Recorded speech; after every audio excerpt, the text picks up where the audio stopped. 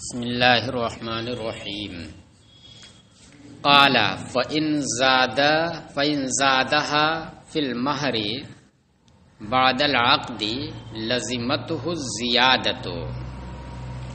زادہا میں ہا ضمیر کا مرجع زوجہ ہے، عورت، اور اگر شوہر نے بیوی کے لیے مہر میں اضافہ کر دیا، بیوی کو اضافہ کر دیا مت کہیے گا، بیوی کے لیے مہر میں اضافہ کر دیا عقد ہو جانے کے بعد، اس کا مطلب کیا ہوا؟ عقد کے وقت مہر متعین ہوا تھا، جب نہ اضافہ ہوگا مزید کے لیے مزید علیہ چاہیے۔ لزمتہ الزیادۃ، تو اب یہ بعد میں کی ہوئی زیادتی امام صاحب کے نزدیک لازم ہو جائے گی اس کے لیے، خلافاً للظفر، برخلاف امام ظفر کے۔ امام ظفر کے نزدیک یہ زیادتی لازم نہیں ہوگی۔ وَسَنَذْكُرُهُ فِي زِيَادَةِ الثَّمَنِ وَالْمُثَمَّنِ انشاءاللہ۔ صاحب ہدایہ کہتے ہیں کہ ہم یہاں پر اس کی تفصیل نہیں ذکر کر رہے ہیں کہ امام ظفر نے کس بنیاد پر یہ قول کیا ہے اور پھر امام صاحب نے کس بنیاد پر قول کیا ہے، بس مذہب بیان کر دیا کہ امام ظفر کے نزدیک عقد کے بعد اضافہ کی جانے والی رقم عورت کے اوپر لازم نہیں ہوگی دینا، اگر وہ چاہے تو دے اور چاہے تو نہ دے، لازم نہیں ہوگی۔ اور امام صاحب کے نزدیک کیا ہے؟ لازم ہو جاتی ہے۔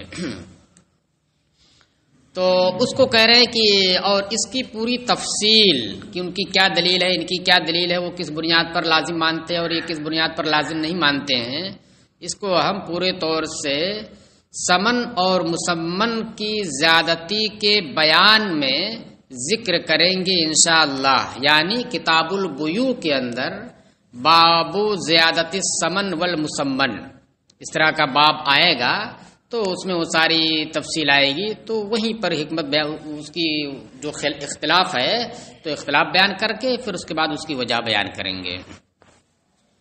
دیکھیے اصل وجہ جو بیان کی گئی ہے آگے وہ یہی ہے کہ امام صاحب یہ کہتے ہیں کہ جب عقد ہو جانے کے بعد اس نے اضافہ کر دیا تو یہ اضافہ بعد والا بھی اصل عقد کے ساتھ مل جائے گا۔ ایک بنیاد پہلے ہونی چاہیے، بنیاد پہلے سے قائم ہے، کیا قائم ہے؟ مسمہ ہو چکا ہے۔ اگر وہ مسمہ نہ ہوا ہوتا تو پھر زیادتی کی بات ہی نہیں آتی، تب تو بعد میں ذکر کی بات آتی ہے، تو اس کا حکم کیا مہر مثل کا ہو جاتا ہے۔ لیکن جب ایک بنیاد قائم ہو چکی یعنی مسمہ ہو چکا ہے عقد کے وقت، اب بعد میں اضافہ کرے گا تو مہر میں ہی تو اضافہ ہو رہا ہے، تو جب مہر میں ہی اضافہ کر رہا، اپنی رضامندی سے کوئی دباؤ نہیں ہے، اضافہ کر رہا ہے، تو اب وہ اضافہ وہ جو پہلے مقرر شدہ اصل عقد میں تھا اس کے ساتھ مل جائے گا، ضم ہو جائے گا، یعنی جیسے وہ لازم تھا مثلا 1000، اسی طریقے سے یہ جو 200 کا اضافہ کیا یہ بھی اب اسی کے ساتھ ملحق ہو جائے گا، لازم ہو جائے گا۔ گویا اب مہر 1000 نہیں بلکہ 1200 ہو گیا ہے۔ بات سمجھ میں آئی؟ امام ظفر یہ کہتے ہیں کہ نہیں، یہاں پر وہ شوہر جو اضافہ کر رہا ہے تو وہ اضافہ مہر نہیں ہے، نام تو مہر ہی دیا جا رہا ہے، لیکن وہ اضافہ اصل میں اس کی جانب سے بطور ہبہ ہے۔ کیا ہے؟ جو کچھ تھا وہ تو متعین ہو چکا ہے، بعد میں جو دے رہا وہ اصل عقد کے ساتھ ملحق نہیں ہوگا، اس لیے کہ یہ ہبہ ایک ہے۔ تو نام جو لے رہا اس کا مطلب اس کا اعتبار نہیں کر رہے ہیں، بھائی نام ہی نہ لے رہا کہ ہم مہر میں اتنا اضافہ کر رہے ہیں، مہر ہی کے نام پہ دے رہے ہیں، اس کا اعتبار نہیں، بلکہ اس کو کیا کہہ رہے ہیں؟ اپنی خوشی سے یہ اضافہ کر رہا ہے، لہذا یہ مستقل ایک ہبہ ہے۔ اور ہبہ میں یہ ہوتا ہے کہ جب تک موہوب لہو جس کے لیے ہبہ کیا ہے وہ قابض نہ ہو جائے اس کے اوپر، اس وقت تک اس کا حق نہیں بنتا اس پر۔ ہم نے آپ کو ہبہ کر دیا، ٹھیک ہے، میں یہ موبائل آپ کو دیتا ہوں، تو اب اس کے بعد میں نے جیب میں رکھ لیا، پھر آپ کہتے چلے وہ مولوی صاحب آپ نے جو کہا تھا نا، آپ نے تو ہبہ کر دیا تھا، مجھے دیجیے، میرا حق اس میں بنتا ہے۔ میں کہوں گا نہیں، میں دوں، چاہوں تو نہ دوں، آپ کا حق کبھی نہیں بنا ہے جب آپ اس کے اوپر قابض ہو جائیں گے، جب آپ کی ملکیت ثابت ہوگی۔ تو اس لیے وہ کہتے ہیں کہ یہ ہبہ ہے، اور جب یہ ہبہ ہے تو یہ لازم نہیں ہوگا شوہر کے اوپر، دے دے گا تو مالک ہو جائے گی وہ، لیکن جب تک نہیں دے گا تو اس کی ملکیت اس میں ثابت نہیں ہوگی۔ ہاں وہ عوض تھا، وہ جو مقرر کیا گیا عقد میں، جتنا بھی مقرر کیا گیا وہ کیا ہے، وہ بضاع کا عوض ہے، وہ تو دینا ہی ہے۔ وہ کیا ہے، پورے طور سے اگر سپردگی ادھر سے پا لی جائے مبدل منہ کی، تو اس بدل کو دینا ضروری ہوگا۔ چلیے، ہاں تو وہاں پر بھی باب البیع کے اندر، کتاب البیوع کے اندر یہ اختلاف ذکر کیا گیا، اور اسی کو یہاں پر بھی لے آیا گیا ہے۔ تو وہاں پر یہی ہے کہ خرید و فروخت ہو جانے کے بعد اگر بائع مشتری ثمن کے اندر اضافہ کر دے بعد میں، چلو یار یہ لگتا ہے تم نے سستا مجھ سے بیچ دیا ہے، لو اس میں 100 روپے کا اضافہ کرتا ہوں، تو امام صاحب کے نزدیک وہ اصل عقد کے ساتھ مل جائے گا۔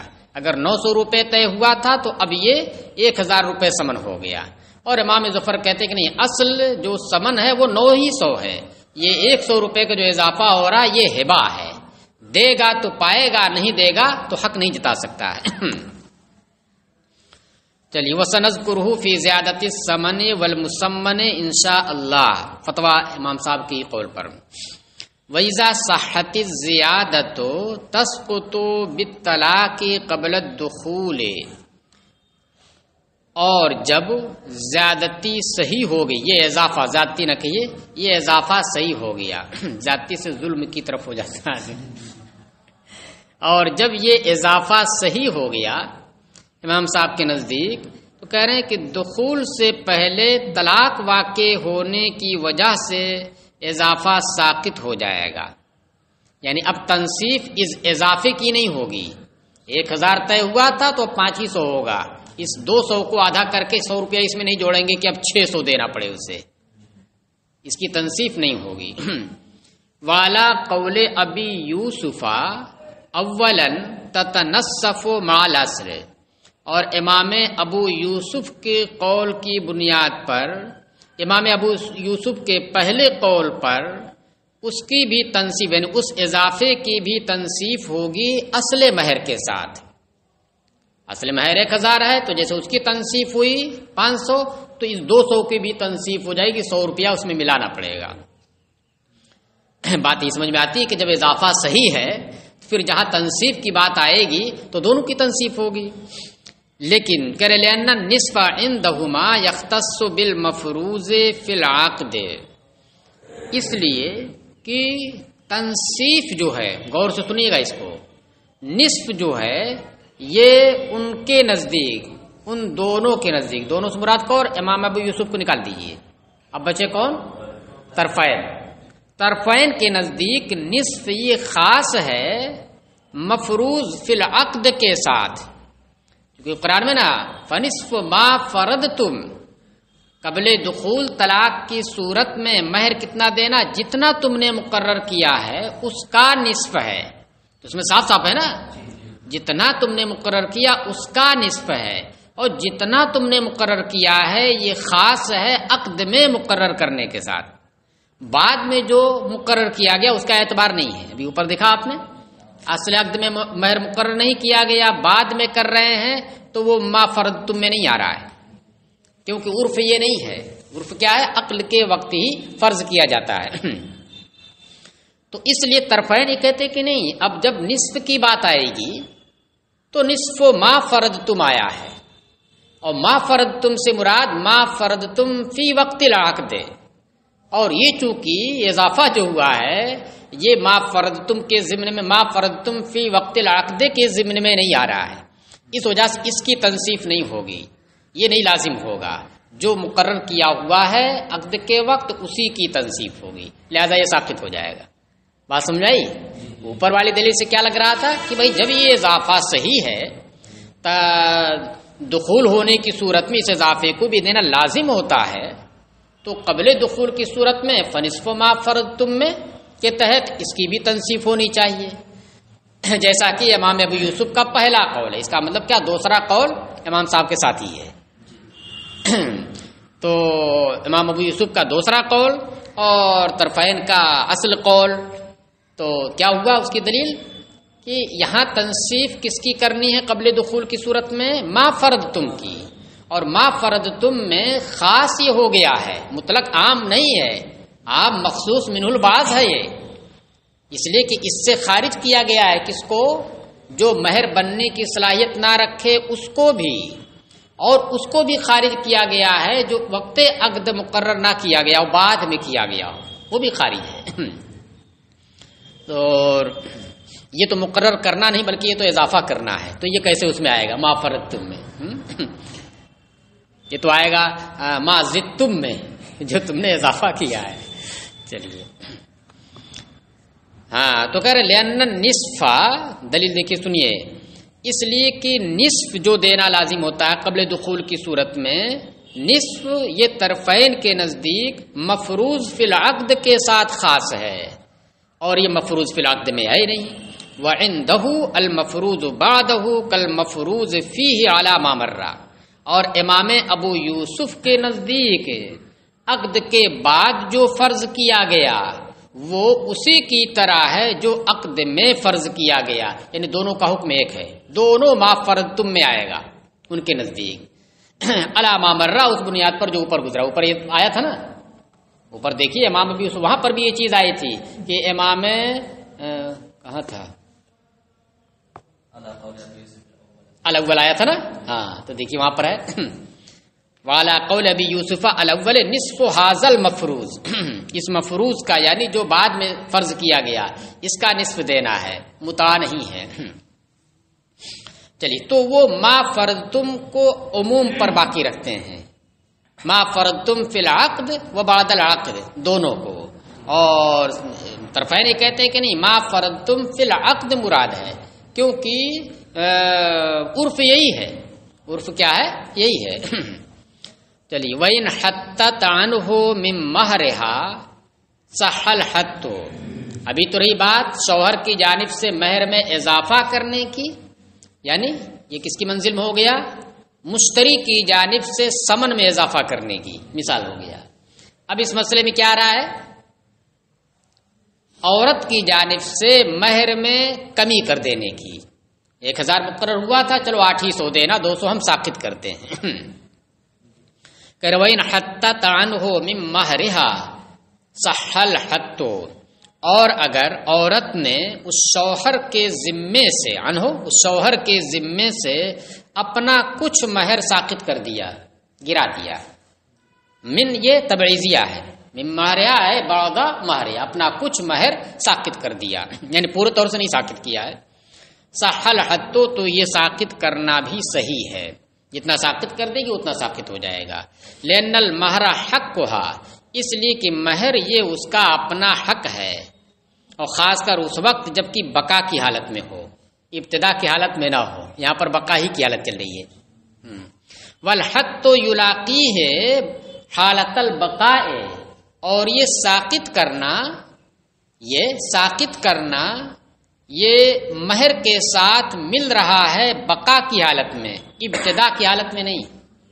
ابھی پیچھے مسئلہ آپ نے پڑھا نا کہ عقد ہو رہا، اسی عقد میں خاتون نے کہہ دیا کہ ہم تم سے نکاح کرتے ہیں اس شرط پر کہ ہمارے لیے کوئی مہر نہیں رہے گا، تو اس کی وہ مالک نہیں ہے۔ کیا ہے؟ امام صاحب کے نزدیک اس بات کی وہ مالک نہیں ہے کہ اس کو ساقط کر دے، بغیر مہر کی نکاح کر دے۔ کیوں؟ اس لیے کہ اس کا حق کب بنتا ہے؟ واجب ہو جانے کے بعد، بقا کی حالت میں بنتا ہے، اور ابتدا کی حالت میں وجوب کے اعتبار سے حق کس کا؟ شریعت کا، تو شریعت تو واجب کر کے رہے گی۔ ہاں واجب ہو گیا تو اب بعد میں وہ ساقط کر سکتی، پورا ختم کر دے یا اس میں سے کچھ ختم کر دے، تو یہ ساقط کرنا اس کی جانب سے مہر کے ساتھ مل رہا ہے بقا کی حالت میں، ابتدا کی حالت میں نہیں، اور بقا کی حالت میں یہ خالص اس کا حق ہے، اور جب خالص اس کا حق ہے تو پورے کو ساقط کر سکتی ہے، چاہے جائے کہ تھوڑا سا ساقط کرے اس میں سے۔ وَإِذَا دَخَلَ الرَّجُلُ بِإِمْرَأَتِهِ وَلَيْسَ هُنَاكَ مَانِعٌ مِّنَ الْوَطْءِ ثُمَّ طَلَّقَهَا فَلَهَا كَمَالُ الْمَهْرِ، دیکھیے مہر مقرر ہے اور دخول ہو جائے، وطء واقع ہو جائے، تو ایسی صورت میں پورا مہر دینا ہے. کیا دینا ہے؟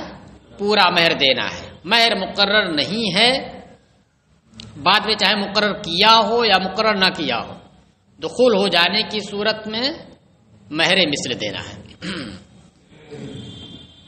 دخول ہو جانے کی صورت میں کیا دینا؟ پورا مہر ہوتا ہے. یعنی دخول کی وجہ سے یا موت کی وجہ سے، پیچھے آپ نے پڑھا، وہ مہر اب موقت ہو جاتا ہے، اس کے سقوط کا احتمال اب نہیں رہتا ہے. اب اسی کو ایک چیز اور بتا رہے ہیں کہ چاہے دخول پا لیا جائے یا دخول کا سبب پا لیا جائے، بہت بیشتر جگہوں پر آپ دیکھتے ہوں گے کہ سبب ہی کو مسبب کے قائم مقام کر دیا جاتا ہے. نا. ناقض وضو میں آپ نے دیکھا نیند یہ کیا ہے؟ ناقض وضو حقیقت میں نہیں ہے. اصل ناقض وضو کیا ہے؟ خروج ریح، لیکن اس کا سبب ہے یہ، تو اس کو اس کے قائم مقام کر دیا گیا. چلیے، تو اسی کو کہہ رہے ہیں کہ وطی پالی جائے یا وطی کے اسباب پالیے جائیں. وطی کے اسباب کیا ہیں؟ خلوت صحیحہ، یعنی ایسی خلوت، ایسی تنہائی کہ جس تنہائی میں کوئی بھی چیز نہ تو حسی طور پر، نہ طبیعت کے طور پر اور نہ شریعت کے طور پر وطی سے مانے نہ ہو. اگر اس طرح کی تنہائی پالی گئی تو اگرچہ وطی واقع نہیں ہوئی ہے نفس الامر میں، اس کو وطی کے قائم مقام مانا جائے گا. لہذا جو حکم وطی کا تھا وہی حکم اس کا بھی ہوگا. اسے کیا کہتے ہیں؟ خلوت صحیحہ. اور اگر تنہائی تو پائی گئی لیکن وطی سے مانے چیز وہاں پر موجود تھی. تنہائی تو پائی گئی مگر وطی سے مانے چیز وہاں موجود تھی. مثلا اس کمرے میں دو آ گئے، دروازہ کنڈی لگی ہوئی نہیں ہے، اگرچہ بھیڑا ہوا ہے، ہیں دونوں اس کے اندر، تو خلوت تو ہوئی مگر یہ خلوت صحیحہ نہیں ہے. وط یہ سے مانے ہے کیونکہ دروازہ کھلا ہوا ہے. اتنی بے شرمی نہیں ہوئی ہے. کیا وہ تفصیل پوری آ رہی نا، تو ہم نے ایک مثال دے دی، تفصیل تو پوری آگے آ ہی رہی ہے. حسی کیا ہے، شرعی کیا ہے، طبعی کیا ہے. اب بیماری ہے، بیمار ہے، اس کی بھی پوری تفصیل آئی. بیمار ہے تو یہ بھی مانع وطی ہے، لہذا ایک بیماری مانع وطی کون سا معنی کہلائے گا؟ مانع حسی کہلائے گا. حیض کی حالت میں ہے تو حیض کی حالت یہ مانع وطی ہے مگر شرعاً مانع وطی ہے، حسی نہیں ہے. اسی طور پر کر ہی سکتا ہے کوئی، وہ نہیں ہے. ہاں شرعاً مانع وطی ہے اور طبعاً مانع وطی ہے کہ طبیعت اس کو مکروہ جانتی ہے، مطلب حیض سے ملوث ہونے کو مکروہ جانتی ہے. چلیے، تو اسی کو کہہ رہے ہیں وَإِذَا خَلَا الرَّجُلُ بِامْرَأَتِهِ، اور جب مرد اپنی بیوی کے ساتھ تنہائی میں ہو جائے، یعنی صحیح تنہائی، خلوت صحیحہ. وَلَيْسَ هُنَاكَ مَانِعٌ مِّنَ الْوَطْيِ، اور کوئی چیز وطی سے مانے نہ ہو، نہ حسی طور پر جیسے بیماری اور نہ طبعی طور پر جیسے کہ حیض کی حالت دیکھ لیجئے. حیض کی حالت جو ہے یہ طبعی طور پر بھی ہے اور شرعی طور پر بھی ہے. او شرعیاً یا شرعی طور پر ہو، جیسے کہ روزہ رکھے ہوئے ہو، فرض روزہ یہ رمضان کا. ثم طلقہا، پھر اس نے طلاق دے دی اتنا ہونے کے بعد. فلہا کمال المہر، تو اس خاتون کے لیے پورا مہر ہے، یعنی مہر موقت ہو گیا. قال الشافعی لہا نصف المہر، امام شافعی نے فرمایا کہ نہیں، اس کے لیے صورت میں نصف مہر ہے کیونکہ وط یہ نہیں پائے گی. اور من قبل ان تمسوہن جو آیا ہے تو وہاں پر مساس آیا، اور مساس سے مراد کیا ہے؟ جمع ہے. مساس سے مراد جمع ہے اور جمع نہیں پایا گیا اگرچہ تنہائی پائے گی. تو کہہ رہے لہا نصف المہر، اس کے لیے مہر مثل، یہ پورا مہر نہیں ہوگا بلکہ نصفی ہوگا. لأن المعقود علیہ انما یسیر مستوفا بالوطی، اس لیے کہ معقود علیہ جس کے اوپر عقد واقع ہوا ہے، جس کے اوپر عقد واقع ہوا کیا، وہ منافع بزر ہیں، وطی کا فائدہ.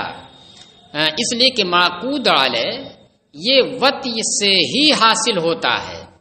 استیفاء کے معنی ہوتا ہے حاصل کر لینا، ایفاء دے دینا، ایفا بافعال سے آئے گا تو دے دینا، استیفا حاصل کر لینا.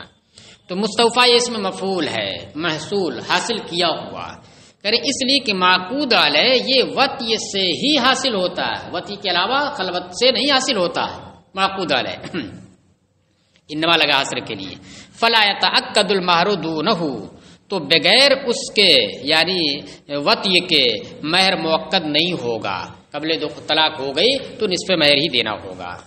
ولنا انہا سلمت المبدلہ، ہماری دلیل یہ ہے کہ اس نے مبدل کو سپرد کر دیا ہے، اس طرح سے سپرد کر دیا ہے کہ حیث رفعت الموانع، اس طرح سے سپرد کر دیا ہے کہ جتنے موانع تھے اس کو حاصل کرنے کے، فائدہ اٹھانے کے، وہ سارے موانع ختم کر دیے ہیں. کوئی چیز مانے نہیں، اسی لیے کہہ دیا نا کہ کوئی مانے نہ ہو، نہ حصی، نہ تبعی، نہ شرعی. وذالک وسعھا، اور اتنا ہی تو اس کی وسعت میں ہے کہ زبردستی جو ہے اور آگے بڑھے وہ. فیتأکد حقھا، لہذا سپردگی کے لیے جتنی چیز اس کی قدرت میں تھی وہ سب کے سب اس نے نبھا دی. اب اس نے فائدہ اگر نہیں اٹھایا تو اس سے فرق نہیں پڑتا ہے، اس کا حق اس بدل میں یعنی ثمن میں جو یہاں مہر ہے اس میں ثابت ہو گیا. جیسے بے میں ہوتا ہے، بے میں یہ ہے کہ اگر بائع نے مبی مشتری کے سپرد کر دیا، بائع نے مبی مشتری کے سپرد کر دیا اس طرح سے کہ وہ اسے حاصل کر سکتا ہے، کوئی چیز مانے نہیں ہے. ایک تو یہ ہوتا ہے کہ دے دیا، سامنے رکھ دیا اور ہاتھ میں ڈنڈا لیے ہوئے ہے، اگر اٹھائے تو خیریت نہیں، آپ لے بھی سکتے ہیں، اسی طور پر کوئی مانے نہیں ہے، لیکن ڈر ہے کہ ابھی اٹھائے، ایک طرف دیے رکھے ہوئے، دوسرے طرف ڈنڈا اٹھائے ہوئے، تو یہ سپردگی نہیں ہوئی، کوئی چیز مانے نہیں ہے، وہ اسے لے سکتا ہے. اب نہیں لیا، اس نے چھوڑ کے چلا گیا تو یہ اس کا قصور ہے. سپردگی تو ہو گئی اس کی جانب سے، اور جب سپردگی اس کی جانب سے ہو گئی تو اس مبی کا جو ثمن ہے، اس کا بدل ہے، اس میں بائع کا حق پورا ہو گیا، اسے ملنا چاہیے. اب ضائع ہوگا تو آپ کا ضائع ہوگا، آپ نے خود ضائع کیا. چلیے وہی کہہ رہے ہیں فیتأکد حقھا فی البدل، لہذا اس کا حق بدل میں موقت ہو جائے گا، اعتبارا بالبیع، بیع کے اوپر قیاس کرتے ہوئے کہ بیع میں یہی چیز ہوتی ہے کہ بائع اگر سپرد کر دے، وہ نہیں لیا اس نے، نہیں حاصل کیا اس نے، جب بھی یہ سپردگی مان لی جائے گی اور اس کا حق جو ثمن میں ہے وہ تام ہو جائے گا. ہاں اب یہاں پر یہ ہے کہ بھائی جو آیا ہے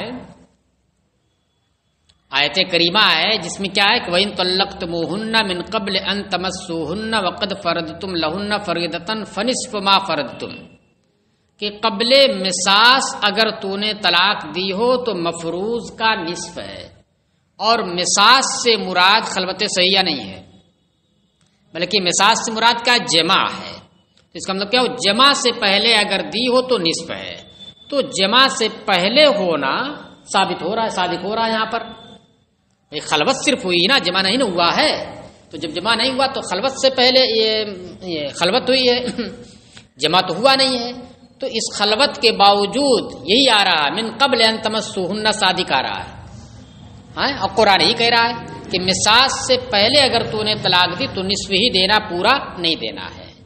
اور یہ خلوت مساس نہیں ہے، یعنی جمع نہیں ہے خلوت. کوئی نہیں کہے گا کہ یہ جمع ہے، کوئی کہے گا کہ جمع ہے، جمع کے قائم مقام کرو الگ بات ہے، لیکن جمع نہیں کوئی کہے گا.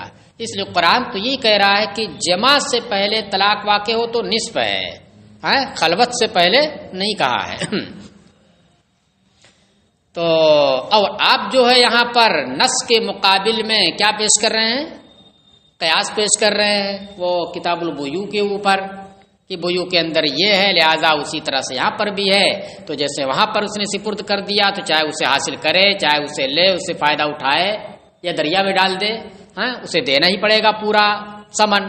تو اسی طریقے سے یہاں پر بھی جب اس نے سارے موانع ختم کر دیے، کوئی چیز مانے نہیں ہے، اب اس نے فائدہ نہیں اٹھایا تو اس کی اپنی کوتاہی ہے، لیکن دینا تو پڑے گا پورا ہی پورا. یہ آپ قیاس پیش کر رہے ہیں یہاں پر، جبکہ نص کیا کہہ رہی ہے، نس یہ کہہ رہی ہے کہ مساج سے پہلے ہو تو یعنی جمع سے پہلے ہو تو جمع سے پہلے ہونا پایا جا رہا ہے تو نصف ہونا چاہیے، کہاں پورا ہوگا؟ تو ابھی تو مسئلہ ہو گیا کہ قیاس ادھر سے اور ادھر سے نس ہے، تو اس کا جواب دے رہے ہیں کہ دیکھیے پیچھے آپ نے پڑھا ہوگا کہ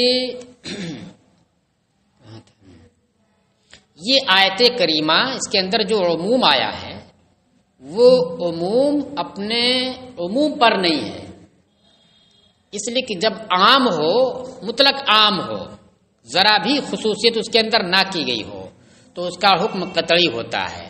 آپ نے نور الانوار وغیرہ میں پڑھا ہوگا، عام کا حکم کیا ہوتا ہے؟ قطعی ہوتا ہے، جیسے خاص کا حکم ہوتا ہے۔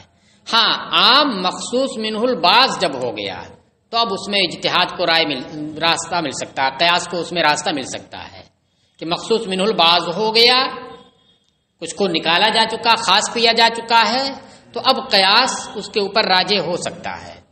تو یہ عام مخصوص منہ البعض ہے یہ آیت کریمہ، جب عام مخصوص منہ البعض ہے یہ، تو اب ایسی صورت میں قیاس کو اس کے اوپر راجح کیا جا سکتا ہے۔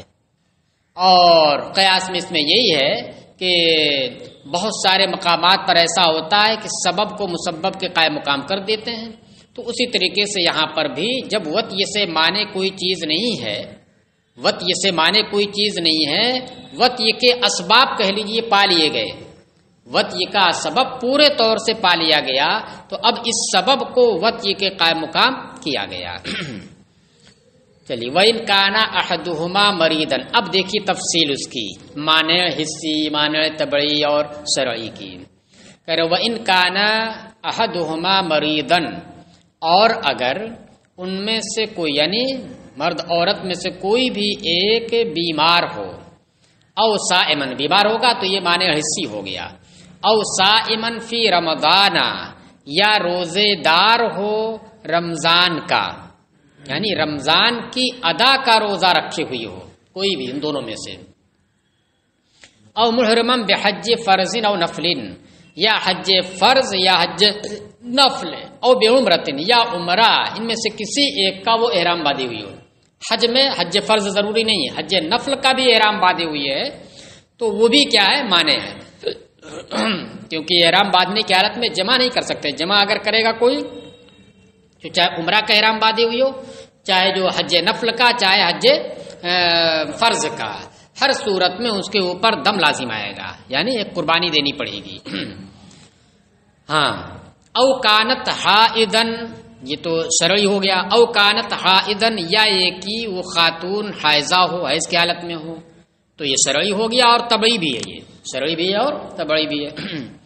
اسی طریقے سے ایک طبعی یہ بھی ہے، طبعی کی تو ایک وہ مثال ہو رہی جس میں طبعی اور شرعی دونوں ہو رہا نا، صرف طبعی ہو اس کی مثال جیسے کہ تنہائی ہے، سب کچھ ہے، لیکن وہاں پر کوئی لڑکا موجود ہے، کوئی لڑکا وہاں پر موجود ہے، اور جب وہ موجود ہے ایسا لڑکا ہے کہ جو جا کر کے لوگوں میں بیان بھی کر سکتا ہے، یعنی سمجھتا ہے کہ یہ کیا ہے، تو ایسی صورت میں یہ مانع طبعی ہے۔ چلیے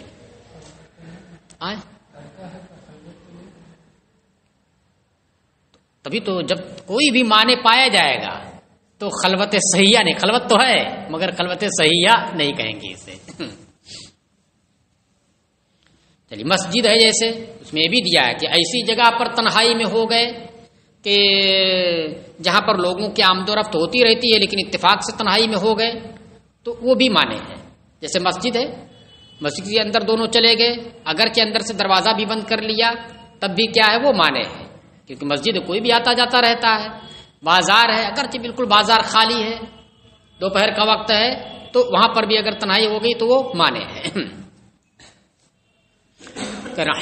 فَلَيْسَتِ الْخَلْوَةُ صَحِيحَةً، تو خلوت صحیحہ نہ ہوگی، لہذا یہ جمع کے حکم میں نہ ہوگی۔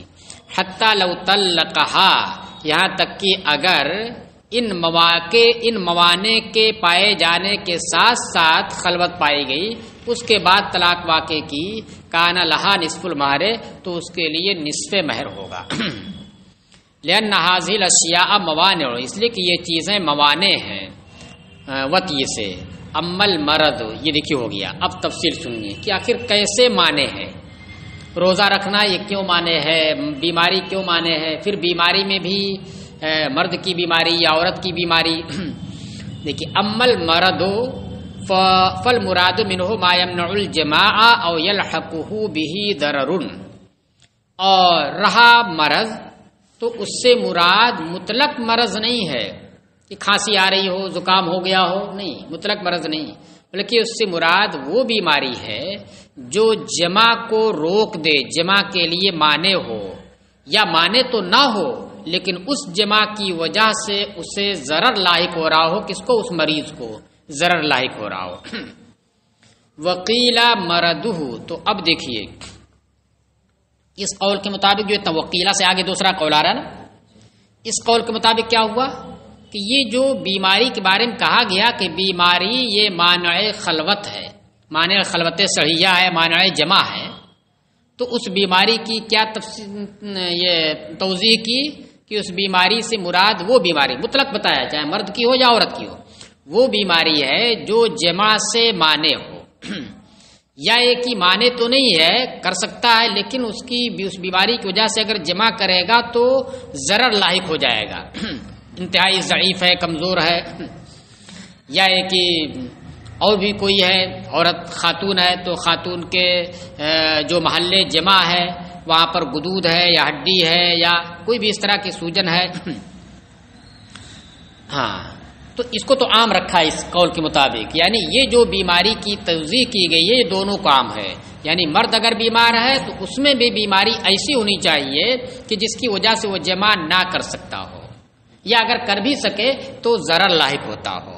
اسی طریقے سے خاتون میں بھی ہے. وقیل مرضہ لا یعری عن تکسر و فتور، اور دوسرا قول اس میں ہے اور یہی مفتہ بے بھی ہے کہ شوہر کی بیماری فطور اور سستی سے خالی نہیں ہوتی ہے. یعنی شوہر کے مریض ہونے میں اس کی شرط لگانے کی ضرورت نہیں ہے. مطلق بیماری، اس کی مطلق بیماری یہ مانع وطی ہے. کیوں؟ اس لیے کہ دیکھیے بیماری جب بھی ہوگی، کوئی تکلیف جب بھی ہوگی تو کیا ہوگا؟ سستی رہے گی، یعنی طبیعت کے اندر نشاط نہیں رہے گا، چستی نہیں رہے گی. اور مرد اگر ہے تو مرد کی جانب سے جمع پائے جانے کے لیے یہ ضروری ہے کہ نشاط ہو اس کے اندر. اس لیے کہ جب نشاط ہوگا تبھی جو استادگی ہوگی، خواہش ہوگی، اور جبھی جمع کا وہ ہو سکتا ہے. تو اس لیے مرد کے اندر بیماری میں اس کی قید نہیں ہے کہ ایسی بیماری ہو کہ جس کی وجہ سے جمع نہ کر سکتا ہو، نہیں، مطلق بیماری اگر ہے تو وہ مانع ہے. اور عورت کے اندر ایسی بیماری کہ جس کی وجہ سے جمع ہی نہ ہو سکتا ہو، وہ محل کا بند ہو جانا یا وہاں کوئی چیز مانع ہو جانا، یا ایک کوئی ایسی بیماری ہو کہ اگر جمع کرے تو پھر اس کو ضرر لاحق ہو جائے. مثلا سوجن ہو گئی کہ وہ سوجن کے باوجود بھی جمع کر سکتا ہے لیکن جمع کرے گا تو اس کی تکلیف بڑھ جائے گی، ضرر لاحق ہوگا اسے. تو عورت کی جانب میں یہ شرط ہے. اس کے علاوہ کوئی ایسی بیماری ہو گئی، ہلکا سا بخار ہو گیا، سستی آ گئی، لیکن عورت کی جانب سے یہ سستی جمع سے مانے نہیں ہے، برخلاف اور مرد کے کہ مرد کی جانب سے اگر اس طرح سے سستی ہو تو جمع سے مانے ہے. کہ وقیل مرضہ لا یعری، اور دوسرا قول اس میں یہ ہے کہ مرد کی بیماری یہ تکسر و فطور یعنی سستی جو نشاط کے خلاف ہے، دونوں کو معنی ایک ہی ہے، سستی سے خالی نہیں ہوتی ہے. لہذا جانب زوج میں مطلق بیماری مانے ہے اور جانب زوجہ میں یہ قید لگے گی. حاضت تفصیل فی مرضها، اور یہ تفصیل جو اوپر بیان کی گئی ہے یہ مرد کی بیماری میں نہیں بلکہ عورت کی بیماری میں ہے. واما صوم رمضان، مطابق اور یہی ہے جو بعد والا قیلا ہے. واما صوم رمضان لما يلزمه من القضاء والکفارۃ، اور رہا رمضان کا روزہ ادا، رمضان کا روزہ ادا یہ معنی ہے. تو کیوں کہہ رہے ہیں لما يلزمه من القضاء والکفارۃ، اس لیے کہ اس کو لازم ہے، یعنی اس صورت میں اگر وطی کرے تو اس وطی کو لازم ہے قضا اور کفارہ دونوں، صرف قضا سے نہیں کام چلے گا بلکہ کفارہ بھی دینا پڑے گا، ہے نا۔ رمضان کا ادا روزہ اگر پا لیا جائے اور اس کو توڑنا پایا جائے، کس طرح سے توڑنا پایا جائے؟ کھانے پینے یا جماع سے، کھانے کی چیز کھانے سے، پینے کی چیز پینے سے یا جماع سے توڑنا پایا جائے تو قضا تو ہے ہی ہے، جہاں بھی ٹوٹے گی کفارہ بھی ہوگا۔ اور اگر کنکری اس نے نگل لیا، رمضان کی ادا کا روزہ رکھا تھا اور اس نے کیا کیا، کوئی کنکری نگل لیا اس نے، تو روزہ تو ٹوٹے گا کہ نہیں ٹوٹے گا؟ الفطر مما دخلا، روزہ ٹوٹنا اس چیز سے ہوتا جو داخل ہو جائے اندر جوف کے اندر، تو روزہ تو ٹوٹ جائے گا لیکن کفارہ نہیں ہوگا، کیونکہ کھانے کی چیز نہیں کھائی ہے اس نے، یہ کھانے والی چیز نہیں ہے۔ چلیے، تو کہہ رہے کہ رمضان کا روزہ اس وجہ سے مانے ہے وطی سے، کیونکہ اس کے لیے اس کی وجہ سے قضا اور کفارہ دونوں لازم آتا ہے۔ والاحرام لما یلزمہ من الدم وفساد النسک والقضاء، اور احرام کسی کا بھی ہو، حج کا ہو اور حج میں بھی فرض کا ہو یا نفل کا ہو یا عمرہ کا ہو، کسی کا بھی ہو، تو اس وجہ سے مانے ہے وہ کیونکہ اس صورت میں وطی کرنے کو لازم آتا ہے دم، قربانی کرنی پڑے گی ایک چیز، اور دوسرے فساد نسک، اس عبادت کا فاسد ہو جانا۔ اب وہ عبادت جو کر رہا تھا اب پورا نہیں کیا تو اور جمع کر لیا تو فاسد ہو گیا وہ، پھر سے اب اس کو ادا کرنا پڑے گا اور دم تو لازم ہوگا ہی۔ والقضاء، اور قضا بھی۔ چلیے، والحیض مانع طبعا وشرعا، اور حیض یہ طبعا اور شرعا دونوں مانے ہیں۔ حیض کیا ہے؟ شرعا مانا ہے کیونکہ شریعت جو ہے منع کرتی ہے، کیا ہے وہ؟ قل هو اذن فاعتزلوا النساء في المحيض ولا تقربوهن حتى يطهرن، شریعت منع کرتی ہے، معنی شرعی ہو گیا۔ اور معنی طبعی ہے کہ ہر شخص کی طبیعت جو ہے جو طبع سلیم رکھتا ہے وہ ایسی حالت میں جمع کرنے سے نفرت کرتا ہے۔ وَإِنْ كَانَ أَحَدُهُمَا صَائِمًا تَطَوُّعًا فَلَهَا الْمَهْرُ كُلُّهُ، اور اگر ان دونوں میں سے کوئی ایک نفل روزہ رکھے ہوئی ہو تو چونکہ نفل روزہ رکھ کر کے توڑ دینے میں بہت زیادہ پریشانی لائق نہیں ہوگی اور بہت زیادہ وہ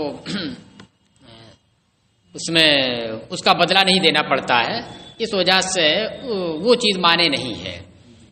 اس کا مطلب یہ ہوا کہ نفل روزہ رکھے ہوئے ہے تو چونکہ نفل روزہ توڑنے میں زیادہ اس کے اوپر جرمانہ نہیں ہوتا ہے، اس کا کفارہ زیادہ نہیں ہوتا ہے، تو اس وجہ سے یہ مانا جا سکتا ہے کہ وہ اس کو نظر انداز کر کے جمع کر سکتا ہے۔ لیکن جس میں زیادہ ہو تو اس کو مانا جائے گا کہ نہیں یہ مانے ہے۔ اور اگر ان میں سے کوئی ایک روزے دار ہو، نفل کا روزہ رکھے ہوئے ہو تو اس کے لیے پورا مہر ہوگا، یعنی یہ مانے نہیں ہے وطی سے۔ لأنہ یباح لہ الافطار، اب آگے سنیے گا کیوں آخر ایسا ہے؟ اس لیے کہ جب نفل روزہ رکھے ہوئے ہے وہ مانے نہیں ہے وطی سے۔ کیوں بھائی مانے نہیں ہے؟ کیوں گنہگار نہیں ہوگا روزہ توڑنے سے؟ تو گناہ سے بچے گا نہیں وہ، کہ ہاں گنہگار نہیں ہوگا۔ لأنہ یباح لہ الافطار من غیر عذر فی روایت المنتقی، کیونکہ منتقی کی روایت میں، یعنی جو حاکم شہید کی کتاب ہے اس کے اندر جو انہوں نے روایت ذکر کی ہے، اس روایت کے مطابق بغیر کسی عذر کے ایسے متنفل شخص کے لیے روزے کو توڑ دینا مباح ہے، بغیر کسی عذر کے، بغیر کسی عذر کے توڑ دینا مباح ہونے کا مطلب کیا ہوا؟ کوئی گناہ نہیں ہوگا، کوئی گناہ اس توڑنے پر نہیں ہوگا، قضا تو ہوگی ہی، نفل جب رکھ لیا ہے تو قضا تو دینی پڑے گی نا، لیکن اس توڑ دینے کی وجہ سے کوئی گناہ نہیں ہوگا۔ اچھا، جب کوئی گناہ ہی نہیں ہے تو توڑ سکتا ہے، وطی سے مانے نہیں ہے۔ وَهَذَا الْقَوْلُ فِي الْمَهْرِ هُوَ الصَّحِيحُ، اس کا مطلب کیا ہوا کہ منتقی کی روایت میں کہ بغیر کسی عذر کے توڑ دینا نفل روزہ یہ مباح ہے، یہ روایت منتقی میں، اس کا مطلب کیا دوسری روایت میں اس کے خلاف ہے۔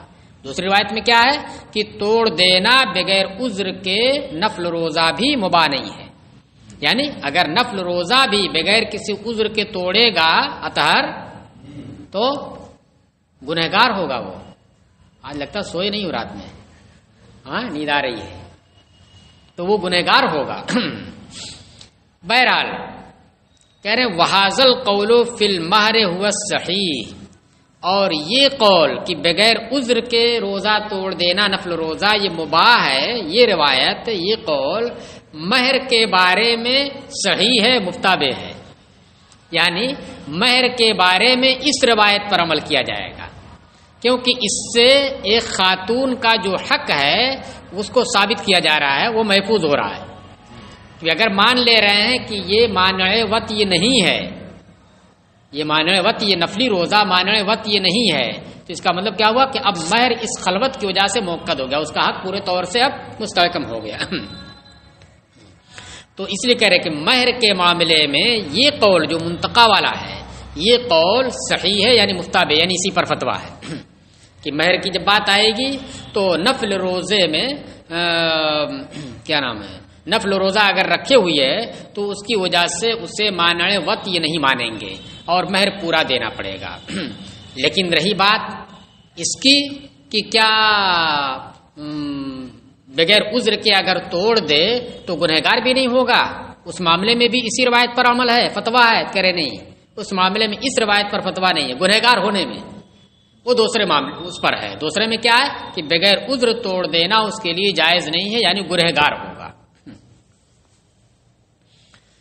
وصوم القضاء والمنظور کالتطوع فی روایت, اور قضا روزہ نذر کا روزہ یہ ایک روایت میں نفل روزے کی طرح ہے. قضا روزہ رمضان کا روزہ قضا ہو گیا, اس کی قضا کر رہا ہے, اس کا قضا کا روزہ رکھے ہوئی ہے, نذر کا روزہ رکھے ہوئی ہے, تو یہ دونوں روزے کس کی طرح ہیں, تطوع کی طرح ہیں ایک روایت کے مطابق, یعنی نفل روزے کی طرح ہے, یعنی یہ بھی معنی نہیں ہے. لأنه لا کفارۃ فیہ, اس لیے کہ اس کے اندر بھی کفارہ نہیں ہے. کفارہ یاد رکھیے, کفارہ جو ہے صرف رمضان کی ادا کو توڑ دینے کی صورت میں ہوگا, وہ بھی ہر صورت میں نہیں, خاص صورت میں کہ جس میں کامل طور پر افطار پایا جائے, اس میں کامل طور پر ناقص طور پر نہیں, کامل طور پر افطار پایا جائے تو اس صورت میں کفارہ بہت بڑا وہ ہو گیا نا, بہت بڑی چیز ہو گئی. وہ 60 روزے کیا ہے اس کو مسلسل رکھنے ہیں. چلیے کہہ رہے لن لا کفارۃ فی, اس لیے کہ اس کے اندر کفارہ نہیں ہے تو اس کا بھی حکم یہ ہوگا کہ یہ مانے نہیں ہے. والصلاۃ بمنزلۃ الصوم فرضھا کفرضہ ونفلھا کنفلہ, اور نماز پڑھ رہا ہے ان دونوں میں سے کوئی اس خلوت کے اندر, کہہ رہے کہ نماز روزے کی منزل میں ہے. روزے کی منزل میں کس اعتبار سے, یعنی جس طریقے سے روزے میں فرض روزے کا جو حکم ہے وہی فرض نماز کا حکم ہوگا, جو نفل روزے کا حکم ہے وہی نفل نماز کا حکم ہوگا. ہاں اس میں یہ ہے کہ جو واجب ہے, واجب نماز ہے جس کو فرض عملی کہتے ہیں, تو اس کا بھی حکم وہی ہے جو اصل فرض کا ہے, یعنی وتر کی نماز بھی اگر پڑھ رہا ان میں سے کوئی ایک تو وہ مانے قرار دیا جائے گا.